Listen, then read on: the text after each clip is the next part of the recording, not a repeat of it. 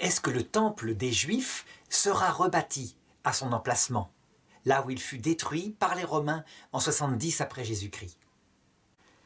Lorsqu'on pose la question comme cela, habituellement, on se voit opposer la réponse suivante, aussi bien par certains chrétiens que par les musulmans, à savoir que Israël est fini et que son temple a été détruit parce que sa prophétie, le temps de sa prophétie était fini.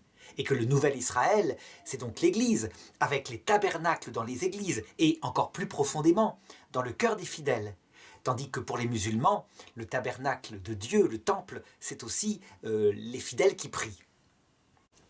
Il est clair que dans la prophétie d'Israël, qui touche à son histoire matérielle et qui a construit au cours de l'histoire une série de temples de plus en plus beaux.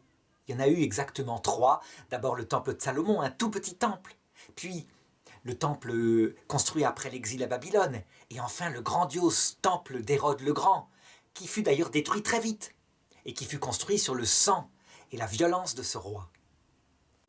Eh bien, il s'avère que cette prophétie du temple, en ce qui concerne Israël, se réalise toujours dans son histoire matérielle. C'est son type de prophétie. Et donc, opposer la réalisation spirituelle dans l'Église, dans les êtres priants, dans l'humanité entière et dans la vie éternelle, à cette réalisation-là, ce serait évidemment aberrant. Il n'y a pas contradiction. C'est la même chose. Sauf que le temple de Pierre signifie le temple profond. Et ça, les chrétiens, les musulmans le savent. Alors maintenant, pour répondre à cette question, pour savoir si ce temple sera de nouveau rebâti, alors que humainement c'est impossible, puisqu'il y a une mosquée, le 3e lieu saint de l'islam, à sa place, eh bien il faut regarder dans les prophéties. Et on trouve dans le 2e livre des Maccabées, au chapitre 2, à partir du verset 4, une prophétie qui clairement annonce, avant la fin du monde, que le temple sera rebâti. Et elle dit ceci, elle dit que le prophète Jérémie, avant l'exil à Babylone, réussit à cacher les objets du temple, et en particulier l'arche d'alliance, mais qu'il ne put pas retrouver l'endroit.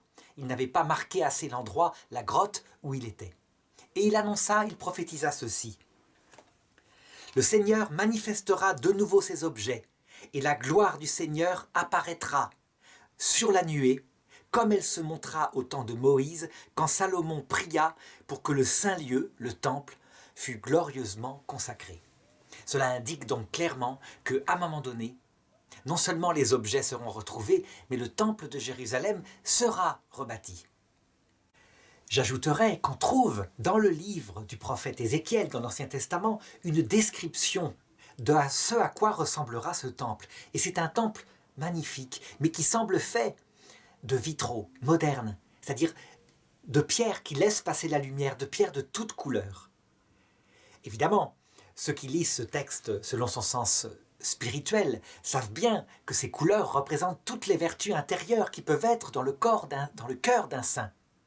Eh bien, pour ce qui concerne le peuple juif, parce que c'est son type de prophétie jusqu'à la fin du monde, on peut dire que le livre d'Ézéchiel, donc à partir du chapitre 40, donne quelque part le plan qui sera probablement suivi lorsque ce temple sera rebâti.